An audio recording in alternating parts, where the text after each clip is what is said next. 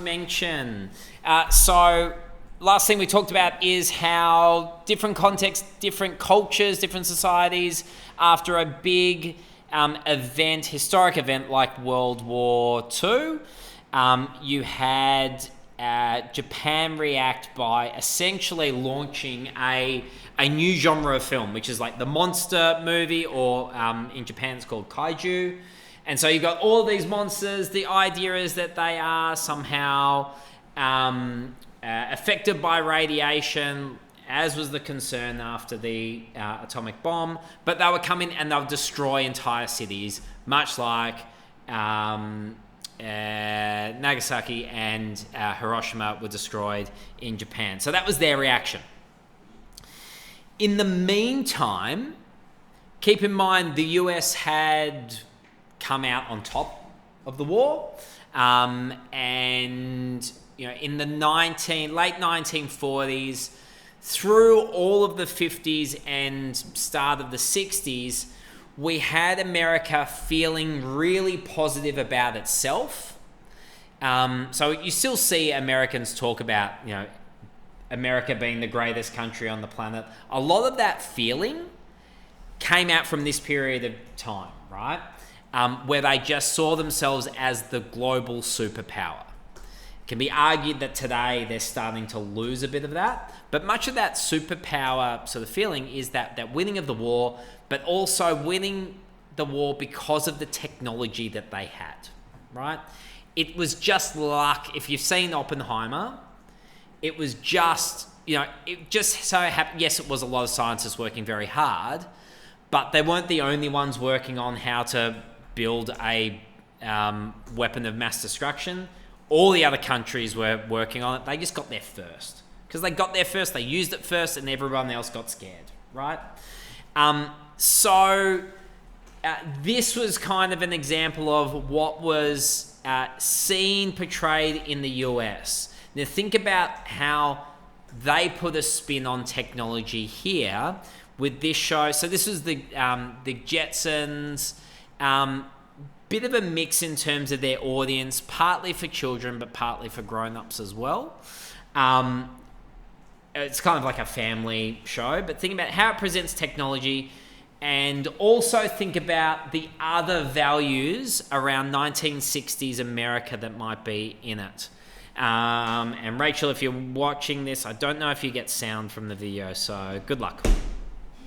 Intro to the Jetsons. What do you think this kind of reflects in terms of American attitudes towards like technology? We'll focus on the technology bit first. Saskia. Very innovative. Okay, innovative technology. Yep. What else? Sorry, ahead of its time. Yep. So it's obviously like a futuristic look. Yep.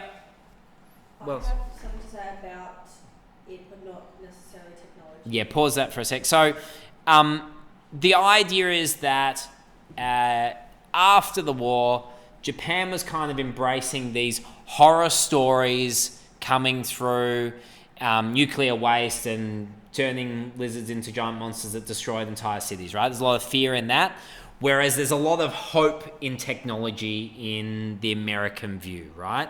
Technology helped them win the war. Technology was going to help them with all other aspects of their lives, right? And yet being futuristic in terms of technology wasn't necessarily futuristic in terms of the values. So what kind of other representations of American 1960s values were in there? And so Ivy, you had one. And then... like really generic kind of white husband and wife, and like perfect, with their kids, and yep. Yeah, like a perfect family. Okay, perfect family unit. Well, it was a white family. Yep. Okay. So, yep. Perfect. So, this idea of the nuclear family. All right. The husband, wife, 2 daughters, and yes. So they all happen to be white. Yes. The traditional wife, she's going out shopping, he's giving her money, she's taking his wallet.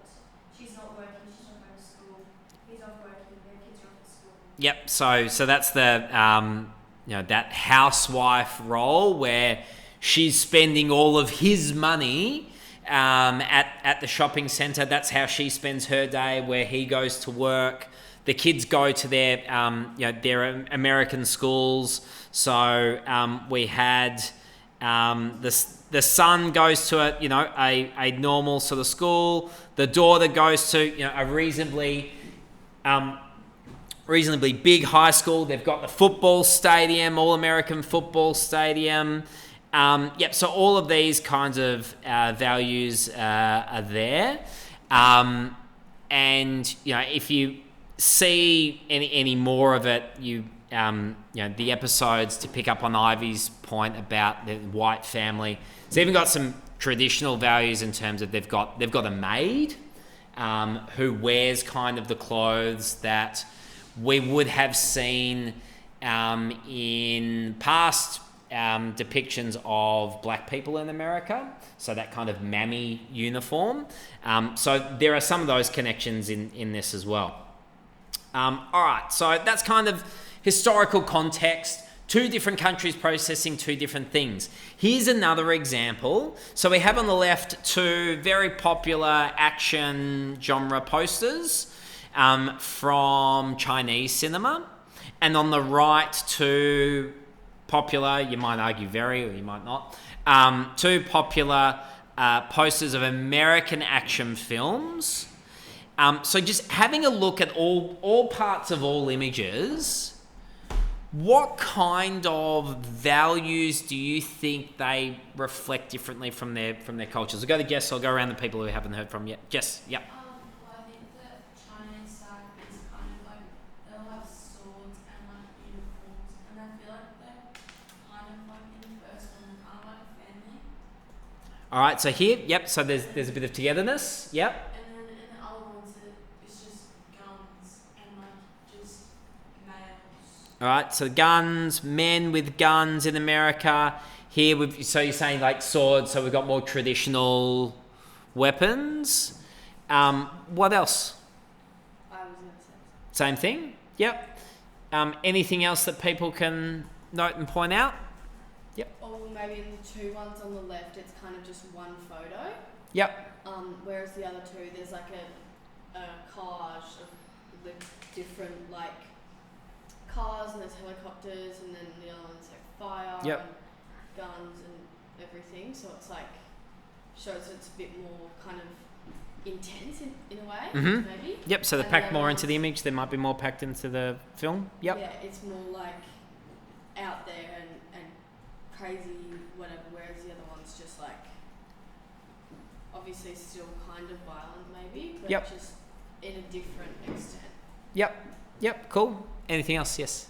Have you, can you, yeah, no, you go. Oh yeah, the left side kind of, I don't know, looks like they have more thought to what they're actually doing. Whereas like the one that's like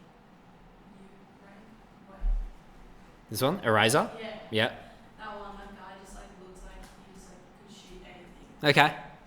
So we got kind of more like reactive by the American ones, whereas there seems to be more control here. Yeah.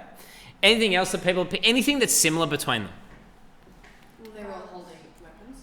All holding weapons. Yep. What else? They're all like dark orange. Okay. Yep. So color scheme's very similar. Yep. Sorry, you could make like an inference that they're all doing something for the better, like because you've got the police and then you've got like. Yeah. Okay. So police here. Police. Yeah, and in that one there's like they're in uniform. And Here? No, in Eraser. Yep. Like the man in black. You do also have a bit of a marshal badge. Yeah. So we've got law involved here. Yeah. Whereas here, there's not necessarily any indication about police and law. But it also says like hero, and both of them I think say empire, Mm-hmm. and that's like usually a big Yep. group of people that might not always be good people. Okay. So here, like both of the Chinese ones, right? One man will challenge an empire. In the last Great War, one man defied an empire, right? It's basically the same tagline, right? And in these ones here, we do have one man there. We've got two men there. So some things are similar. Yes, there are women in this poster, but it's still the idea of one man being action. So you'd still say that both are sort of have a bit of a patriarchal society. Yep. The hierarchy of the text. Okay, so what about that? Yep. So like you've got like the big main title, and then there's other little bits on top and below it. Cool. So you know the main thing for each. You've also got sort of obviously Schwarzenegger. You've got Jet Li, who is essentially China's Schwarzenegger. Donnie Yen has recently become the next kind of big Chinese action star. So so we've got that hierarchy. That the posters are quite similar in those ways too. All right. So gut reaction. You see this ad from a magazine in the mid-50s in the US, and looking at all parts of the image, what's your gut reaction to it? Yeah, Ash. That the male role in the household typically can get mad at the women for Okay. doing things like burning food, and Right. it can be domestic violence kind of message. Okay, all right. So you've got the man's here can be angry, and that might be promoting domestic violence. What else? Traditional. Okay, what makes you say it's traditional? Like a very like typical stereotypical couple, Mm-hmm. man and woman, both also very dressed quite well, so like upper middle class. Yes. And then just the traditional roles of them cooking and staying home, and then now obviously going to work is in a suit. So work we say because of suit, and she, even though she's dressed up, she's got jewelry, she's got makeup, she's got brooch, she's got a nice button-down top, right? So it's still dressed up, but given the impression that she's spent all day at home. Yep. What else? Kind of similar to what Ash said, but you can see she's crying because she's Yes. going to dinner and she doesn't want her husband to get upset, and she's maybe crying out of fear that she'd upset her husband. Yes. And so he's saying like, "Don't worry, you didn't burn the beer." Yep. So what does that say about women in the They're scared. 50s? Okay, so they're scared. They're Yeah, right. So they're and shout out if you've heard these ones before about women. They're overly emotional. They can't do things as well as men can. Right? They got one job to do: cook the dinner. You can't even do that. And the men are rational. Don't worry. Okay, don't worry. You didn't burn the beer. She's, looking up at him. She's sad because of what she's done, whereas he's still okay. He's got his arm around her, like she's belonging to him. So these things, that's America in the 50s. Have things changed? Somewhat.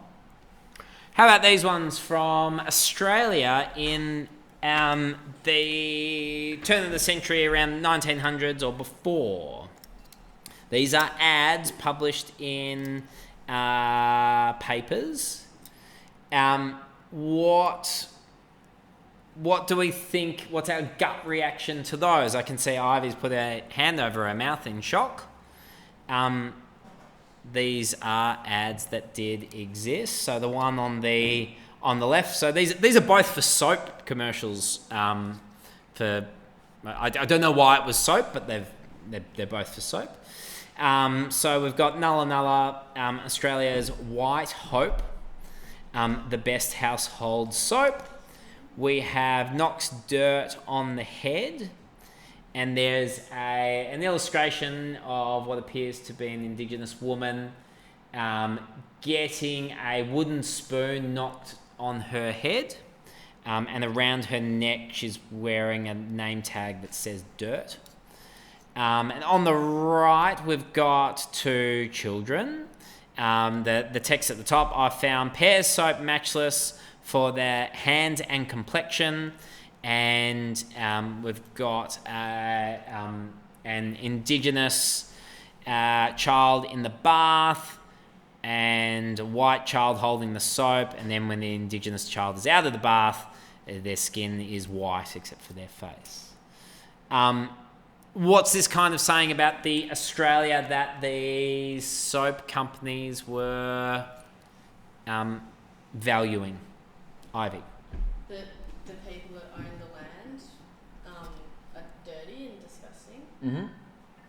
Yep, so depiction of Indigenous people as being dirty, should be cleaned. Right, keep in mind this was just prior to the White Australia policy, and I know we cover a lot of Indigenous history, but how familiar are you with the White Australia policy? What? Policy. Yeah. Is this when they were trying Oh, when they can't vote. Yeah, that was for a long time. So the White Australia policy was the idea of taking Indigenous families and breaking them up. So it's partly stolen generation, and part of it too is I guess the genes for Indigenous Australians and I'm not a biologist, but what I know is if you have a Indigenous Australian and a white person and they have a child, then their complexion, they lose some of the some of the dark tones in the skin, and then after 3 generations of that, then there is no visible trace of Indigenous heritage. So essentially that White Australia policy was breeding that out, and essentially it's a form of genocide. So this is kind of touching on some of those things, right?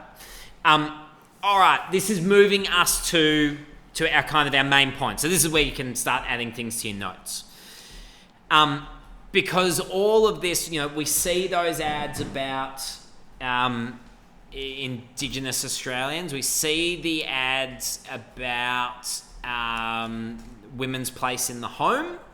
And we sitting here in the year 2024, we look at them and we have negative reactions, right? That's because relationships in the media reflect the values of their historical and cultural contexts in which they're produced. Because of this, we can use the expression to say that they're cultural artifacts. If you think of the word artifact, you might think of, I think of things that go into a museum. I think of like ancient Egyptian artifacts. But we can think of media products now, they are the artifacts of today that later generations will take and interpret. In the same way that things that were buried with the pharaohs is what we look to interpret what their culture was like, right? So media products are cultural artifacts. While these media products remain the same, society's values evolve, and so how audiences engage with and read these representations often change. So, for example, there's no way that a soap company can release ads like that. Okay, and when we see those ads, I could see the visible looks of shock on faces, whereas at the time, that was accepted as the norm. That was accepted. Yes, there would have been people in society who would have spoken out about that, or maybe not spoken out, but would have thought negatively about that. But for the majority, that was accepted. It was certainly accepted enough to be published in an ad. Okay? And so when we're analysing the media, we need to analyse things in terms of the context at the time in which they were made. Because we need to understand that these things are a reflection of society. So we can look to the changing values and representations in media products from different periods of time to track how society has evolved. That like Braybit, you don't need, but this is essentially a taster of what we will do, right? So what's accepted by audience in the past may seem offensive or comical, or comically inappropriate now. And you don't have to go that far back in time. I know we've looked at things from 75 years ago to over 100 years ago, but you don't have to look that far back in time for us to go, or that's actually not appropriate. Probably wasn't appropriate then, but it was just kind of accepted. So even looking back at things, maybe even 10 years, because a lot has changed. Looking at media products, maybe we're looking at something like Outbreak or Contagion, to science fiction films about a virus that spread around the world, and at the time that was seen as kind of ridiculous and just a bit of fun sci-fi, and here we are. It's only 3-4 years ago that we experienced that. So as far as historical context, today we can agree that representations like these ones and the ones we just saw before are unacceptable. But when they were produced, they were welcomed and or unchallenged by their respective audiences.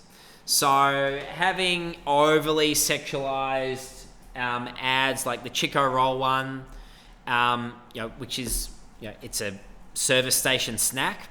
There's probably no reason for a scantily clad busty woman to be advertising that. The one on the far right, again, we're going back to the 50s, were really rich with advertising that seems shocking today.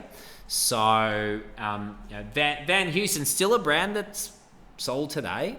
Their ties show her it's a man's world. He's sitting back with his hands behind his head. She's literally serving him food on her knees. That depiction of what Van Heusen claimed a man's world and women in relation to it is different to what we would expect today. And I think another one that has undergone some changes really only very recently in the grand scheme of things. So we have here an actor, a white actor, Mickey Rooney, playing a Japanese character. The expression, and even the expression itself to describe what this is, feels uncomfortable to say.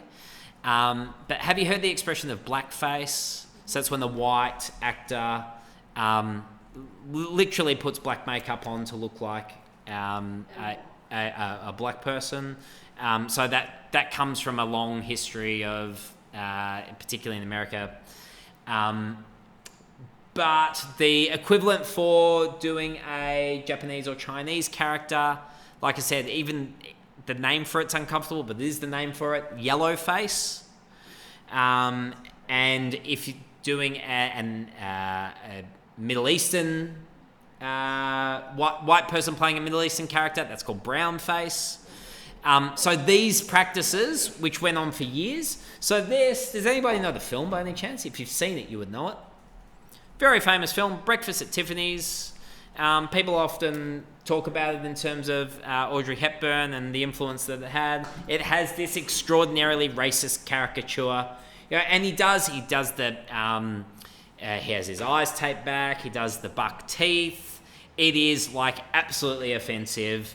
And yet was perfect. Like that was the funniest bit of the film according to audiences at the time. Here's another one of my favorites. Because we still watch this film and we still like it, right? And yet, I have to look away. Yes, it is incredibly uncomfortable to now watch Grease. I haven't seen it.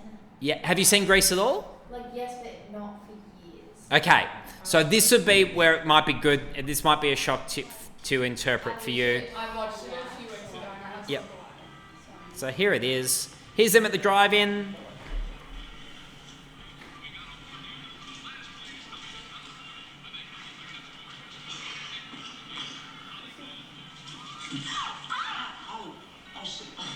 I'm sorry. So far, so good. Bit of romantic comedy. Sandy,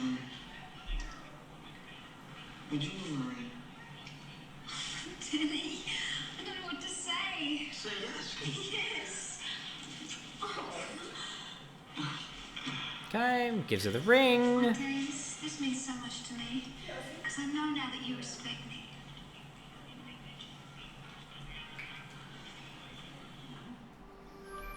All right, what happens next?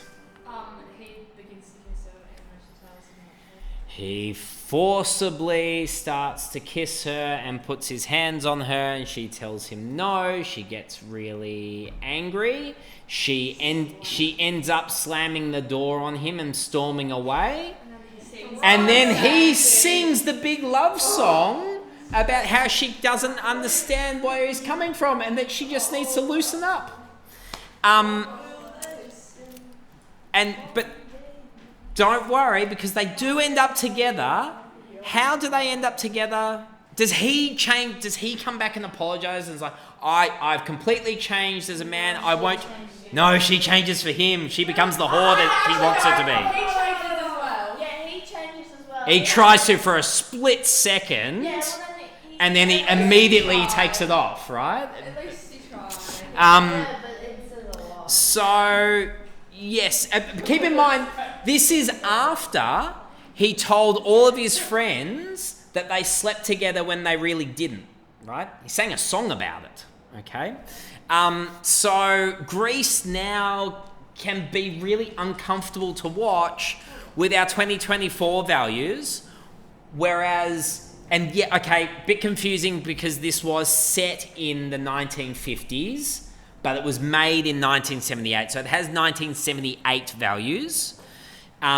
Perfectly fine for him to act like that. All right, let me pull this back up. Okay. Yep, no, keep going past. All right. So I want you to think about, and maybe I might scoot past this because it's I want to cover everything today. But can you think of anything just off the top of your head that you used to watch that when rewatching today is a bit either cringeworthy, offensive, or no longer aligns with your values? Lolita. Okay, Lolita, I don't, yeah. And look, That ever alive. yeah, I think at the time it didn't align with people's values. But still. But yes, what else? Greece. Greece, yep. Anything else? Full House. Full House. So what's Full? Is it cringeworthy because of the comedy, or is it cringeworthy? Is there something in it that makes it cringeworthy? There's just a few things that need to be in there, especially like the Full House, the first one. Yep. Definitely, like there's so many lines. Oh yeah, that's so true. It's kind of like Yeah. it doesn't need. Are you comfortable enough giving an example? I can't think of one. Yeah, sure. Like I just know that like Sure. like when I would watch episodes, it was like Yep. like Cool. Friends as well with that. Friends is a great example. I was thinking of Friends too. Lots of homophobic jokes in Friends. They have a whole storyline where Chandler's father is trans and he can't deal with it. That in it, yes, and that in it, like constant by the jokes. The fact that Chandler's father is like transitions to be a woman, and then even part of that today, they would get a trans actress to play them. Instead, they got a female actress with a deep voice, right? And that was part of the joke. Yeah, Millie. How I Met Your Mother. Okay, so now we're getting even more recent. What's cringy about that? Barney? Yeah, Barney. So Barney's whole character about like finding traps to sleep with women? But he like was casted like that on purpose. Yes, but it's still...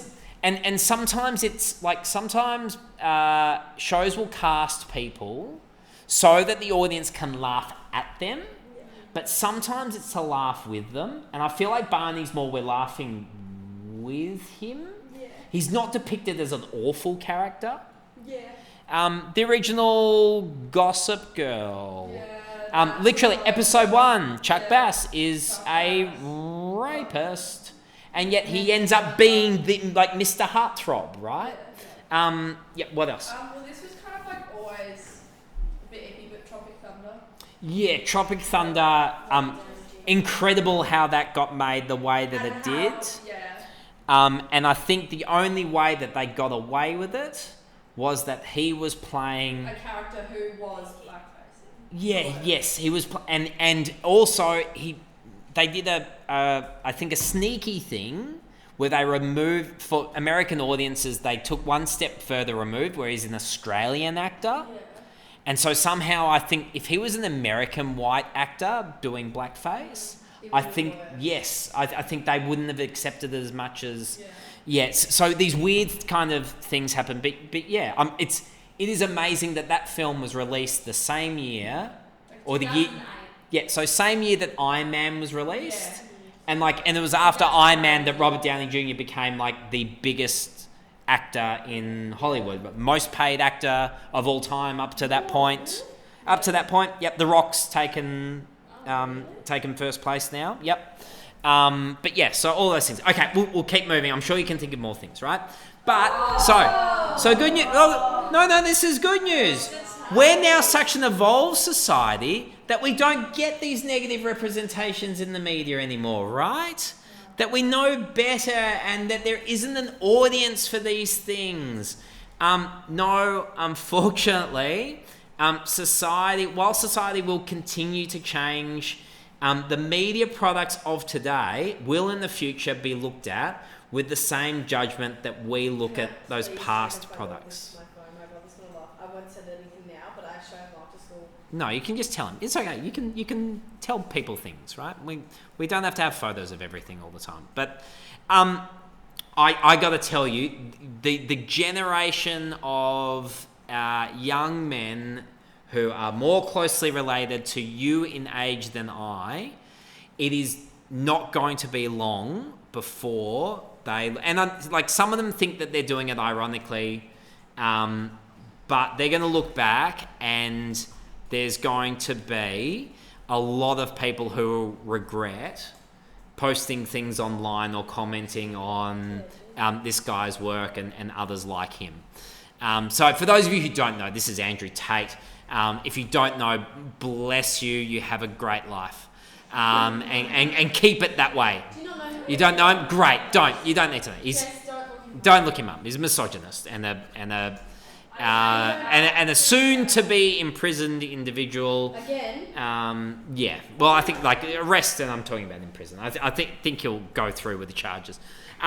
Anyway, so what I'm saying is, when we're looking at these things as being these cultural artifacts of the time, we need to understand that just because something was made in a period of time, it wasn't necessarily made for everybody and that all people agreed. Okay? I don't have evidence of this, but I'm sure that there would have been people at the time that Grease was released that would have had problems with those representations. We just don't hear about them because everyone talks about how good Grease is. So when we're looking at these values, we need to talk about dominant values. So they're the ones, if you remember, held by the majority. Andrew Tate does not have the dominant values, not in Australian society anyway. But he's still got an audience. And media nowadays is more targeted to niche audiences, whereas the media of the past tended to they tried to make things that the majority would like, because if you have most amount of people who like your ideas, you sell the most movie tickets, right? We've already looked at that. All right, so we're moving on. This is the next kind of key idea. Representation? So this is all under representation. So we've just gone from contexts. This is explicit and implicit representations of values. Okay, so we talked about, context in a nutshell was different places, different times would show the values that reflect those times. This is about explicit and implicit representation. So how are those values shown? And essentially the two different ways. So this is kind of a subheading. But it's not under context, correct? No, this is whatever size subheading you put for context, put the same size for explicit and implicit representation. Code was the first Yeah. context, Yeah. Cool? All right. It's still going to be on there as we go. So types of value representations. Your values might not always be supported in media products.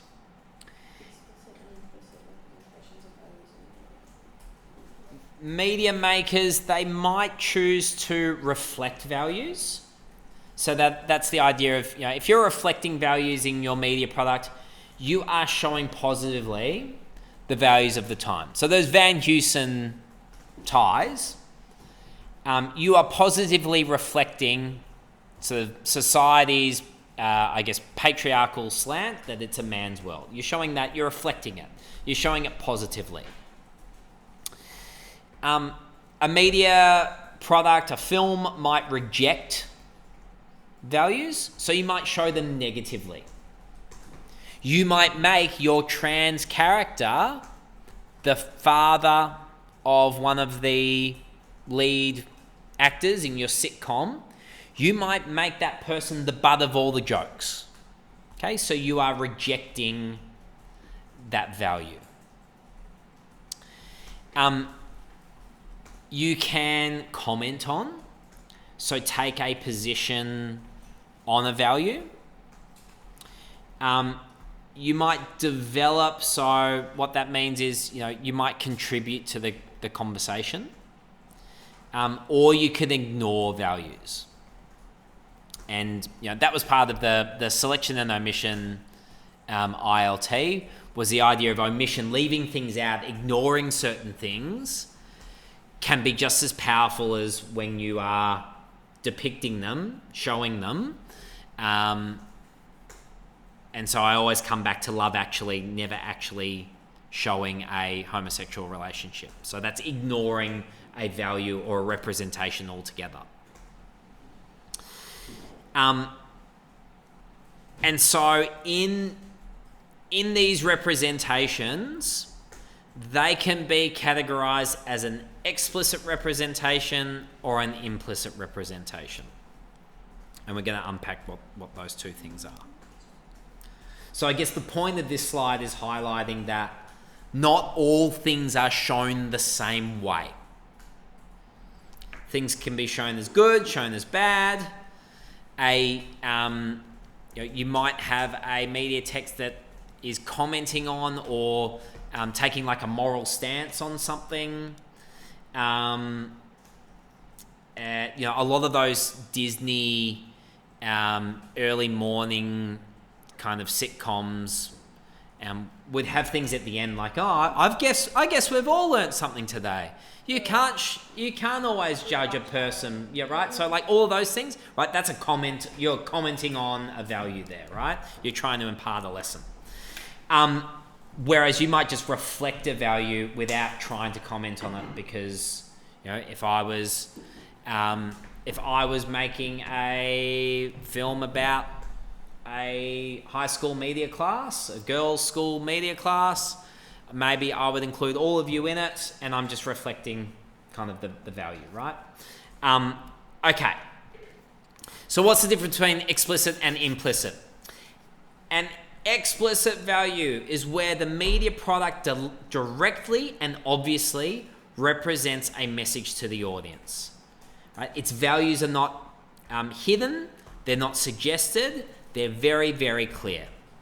The Barbie movie is a perfect example, right? It is a movie that is about feminism and rejecting the patriarchy, right? That is the plot. That's what it's about, okay? Those values are explicit. They literally talk about the patriarchy. They say it about 50 times. That's an exaggeration. They'd say it at least 10, right? They are talking about these issues. Does that make sense? Wait. Yeah, no, I'm not moving on because this is an important point.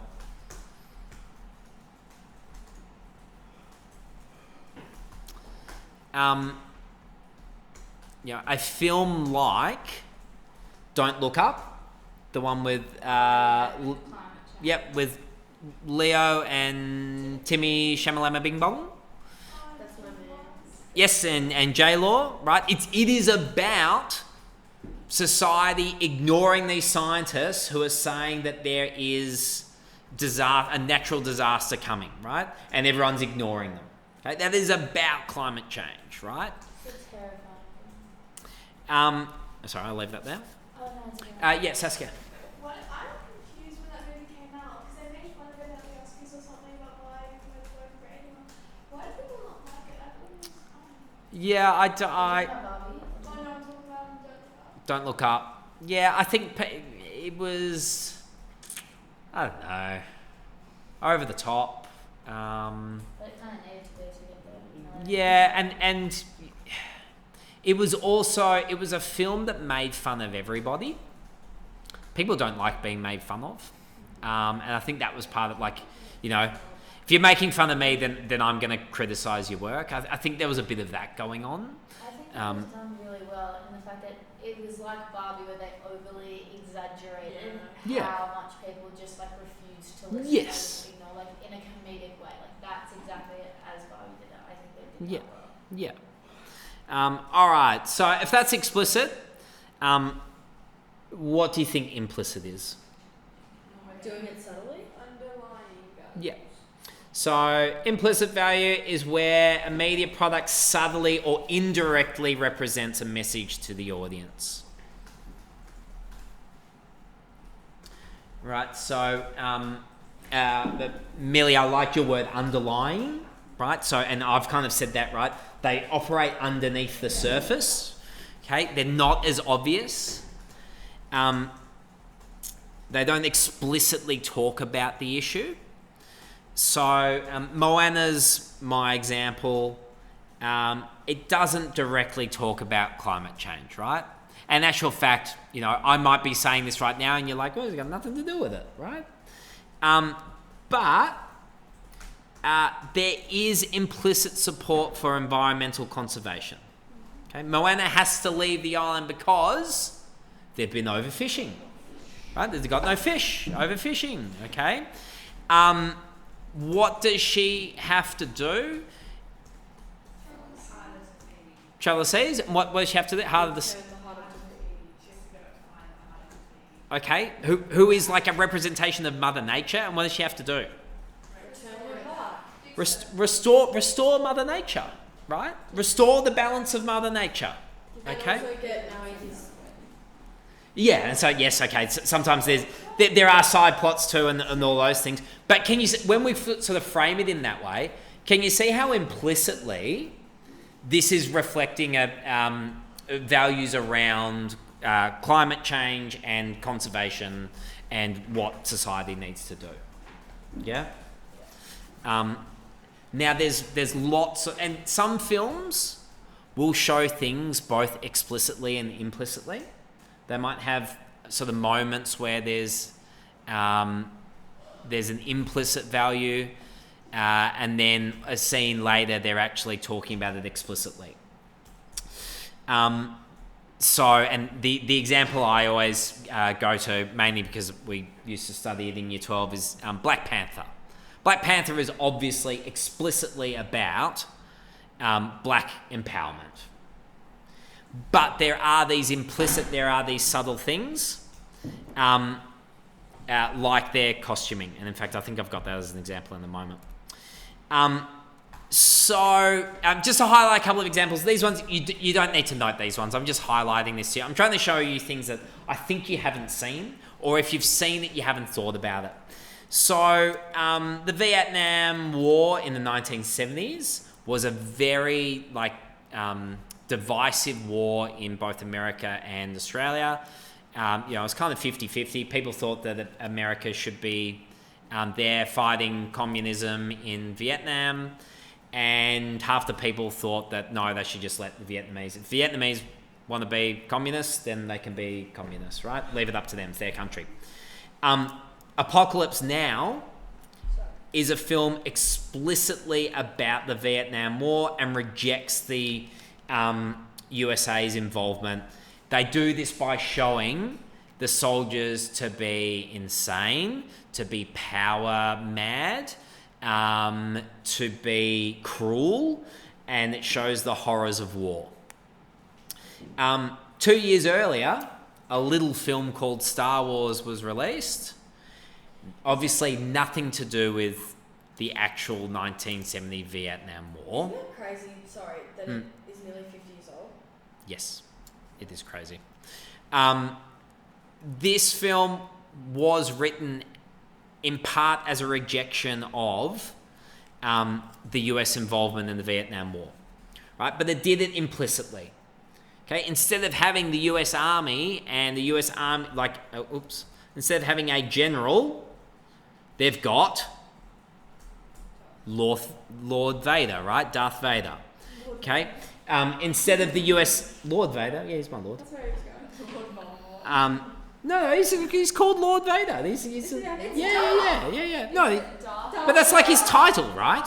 Doesn't, you know Vader means father in German? Yeah. No, is it? There you go. Obvious. Nice.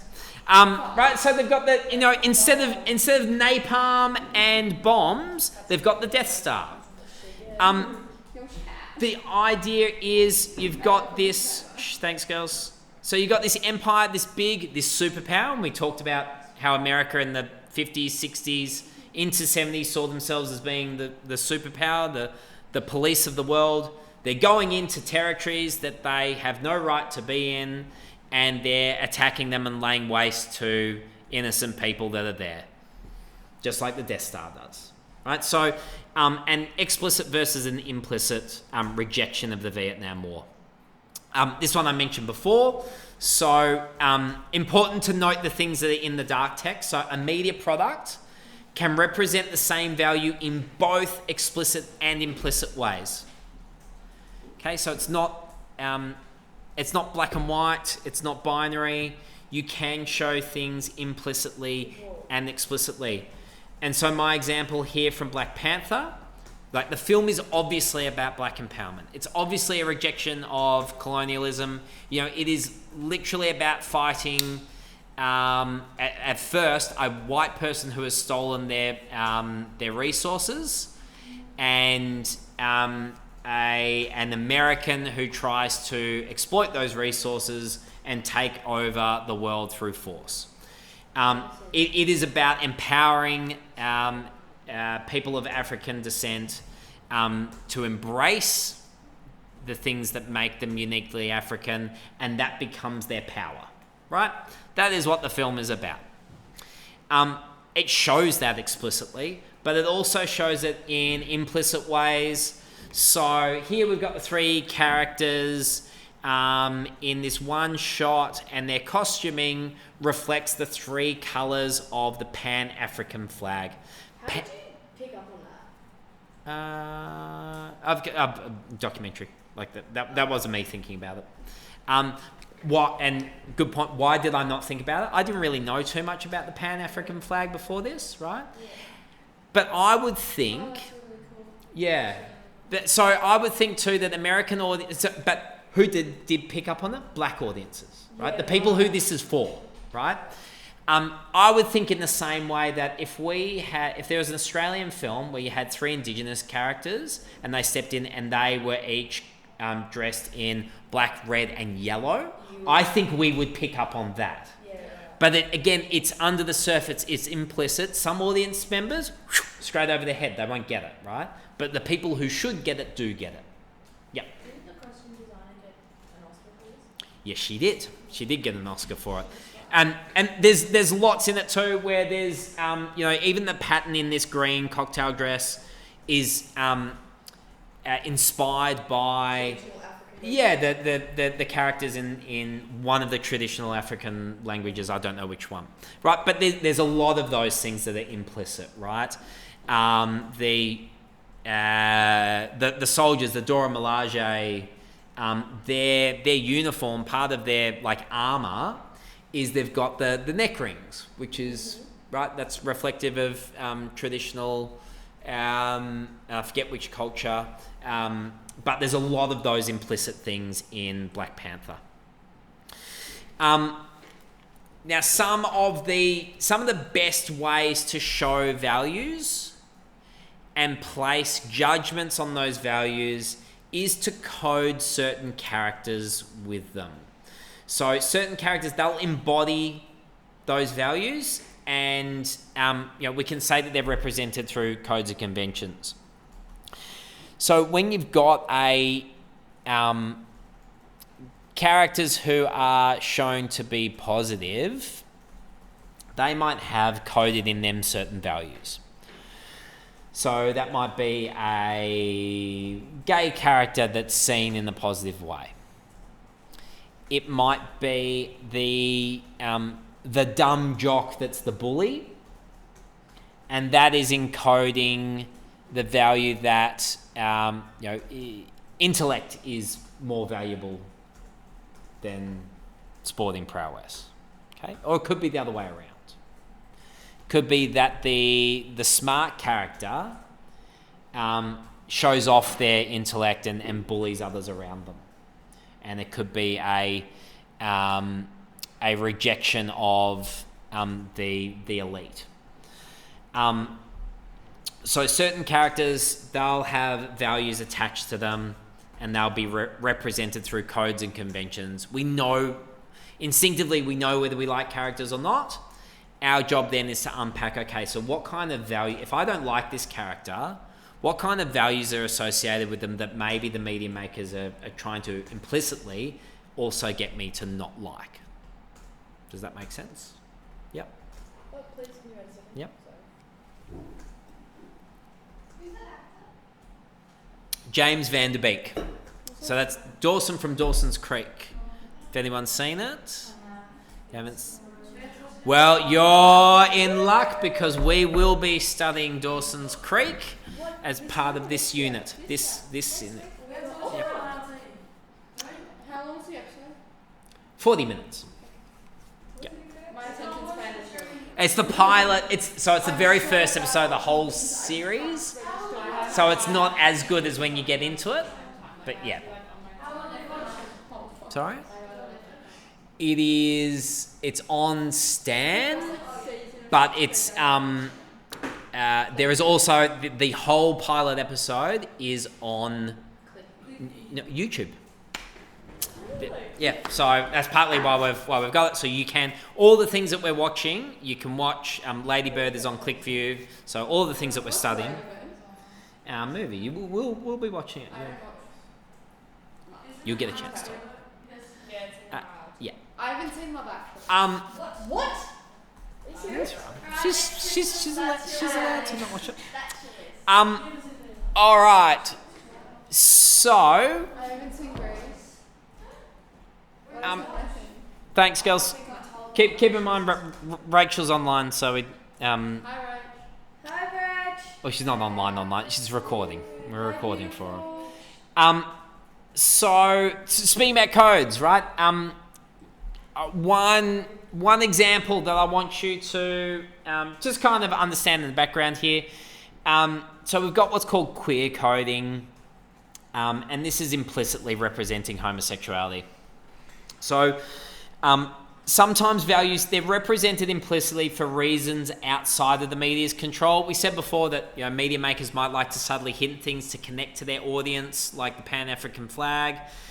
Sometimes it's outside their control. You don't need to know the background of the Hays Code, but if you're watching things, and I know that you probably aren't gravitating towards things that were made in America between the 1930s and the 1960s, but there were certain sets of rules, unlike the rules that we have today about classification, which is if something's rated MA, certain people can see it, certain people can't.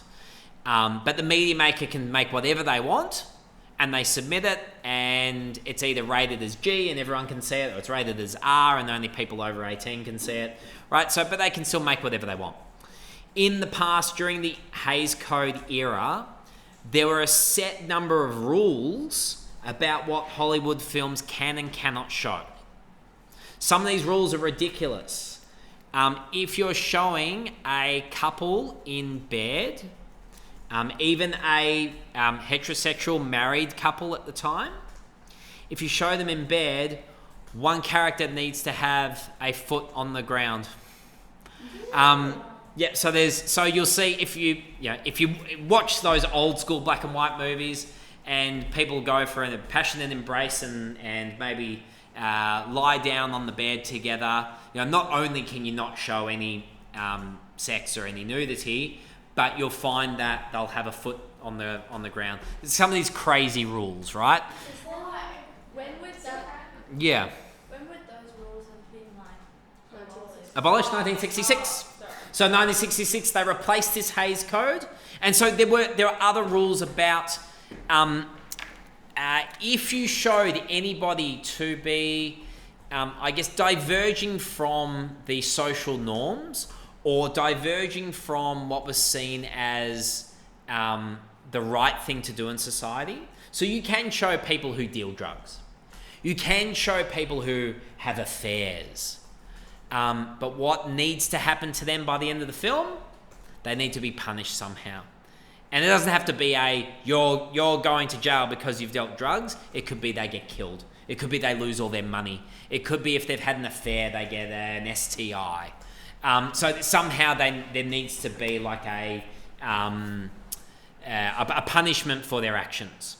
And so this leads us to Hans, yes. So, does Hollywood have like a constitutional book or like a chart? Yep. So they had a guy whose job it was, and I forget his first name, but so and so Hayes. But there were people who they enforced the Hays Code, and they would get films banned from cinemas. Really? They would confiscate. Yep. And then it's kind of if you broke the Hays Code.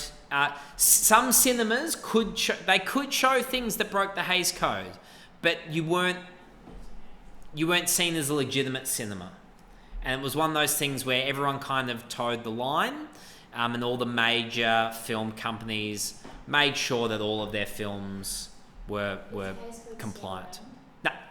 No, because it was replaced by the classifications that we have now. Yes. Oh, I was just gonna ask, is there any like restrictions on it now? So there are restrictions on what can be shown, right? There. No characters can actually have sex.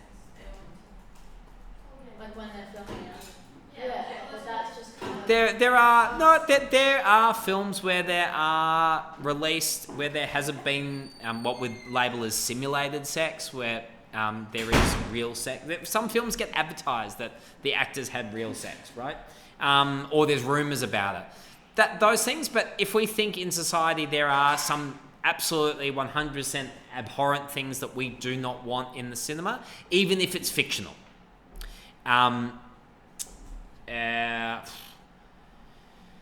Pedophilia is the one that comes to mind. So If it's a movie condemning things. yep. And this is where something like Lolita, which was mentioned earlier today, that still exists. Yep. But there's nothing explicit in it, right? You don't have an explicit scene like you would in a. The way that I know, I've read the book, but I've heard that the film, the child actor in the film was 15 in the film. Yes. So it is illegal. But they're not the Not at the time. body doubles. Oh. Yeah. Yes. Oh wait, I feel like in cinemas. Yep. Cinemas not like hold like show films that have like I don't know like a heavy sex scenes. Yeah. If it's rated R, they can show them. Of course, they can show them. But like, do they avoid that? Because I feel like there's Yeah. like movies that. Yeah. So yeah. No. Yeah. I hear. There's movies that have R-rated graphic sex scenes that don't get released in the cinema. Is that what you're saying? Yeah, they just get straight released to platforms. Yes. Rather than. But part of that is not because of any law holding them back, but just from the commercial side of things. Because if you think of people who want to watch those types of movies, tend to want to watch them in the privacy of their own home, not in a room full of strangers. Does that make sense? Is it more beneficial to actually go to this cinema? And like, if I was like doing movies, is it more beneficial to go to Netflix or?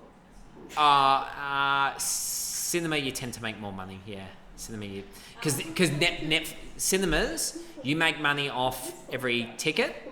Netflix gives you here's the money to buy your movie. Do you know what I mean? Yeah. And it could be number one on Suits is number one on Netflix. Has been that way for ages. It's been top 10 for years and years and years and years. And none of those actors are getting money. That was part of the big chunk of last year. They had the strike in Hollywood, and that was a big part of it, right? So anyway, they're changing it. So it's a bit. Yeah, that's why it's bad. That's why it's All right. So they've renegotiated that, so they do get some royalties off that. Yeah. All right. So I quickly want to come back to. So how did they show Hays Code era? You couldn't show homosexuality. Because it was seen it was at the time illegal. And even when it was made legal in certain states, it was still seen as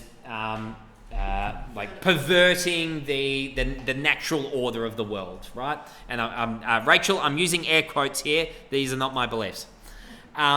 So instead, they did what's called queer coding. And that is by taking characteristics that are commonly stereotypically associated with homosexuality and putting them on the character so that you're not saying that character's gay, but there is enough to suggest that they would be. Here are some of those traits. You don't need to note them, okay? So things like flamboyance, and I'm talking about for men here, being sissy or prissy, having a weird relationship with their mother, an unnatural relationship with their mother, men wearing makeup, belittling women, speaking with a lisp. These are the queer-coded traits. So if you're a man, being extra thin, having a pencil-thin mustache, really small mustache. If you're a woman, being overweight and having short hair. So all for men, out like flamboyant costumes. So these, by showing characters that had a range of some of these things, it was an easy way for filmmakers to get to the audience of this time to associate their preconceptions about immoral. I can never say this word. Immorality.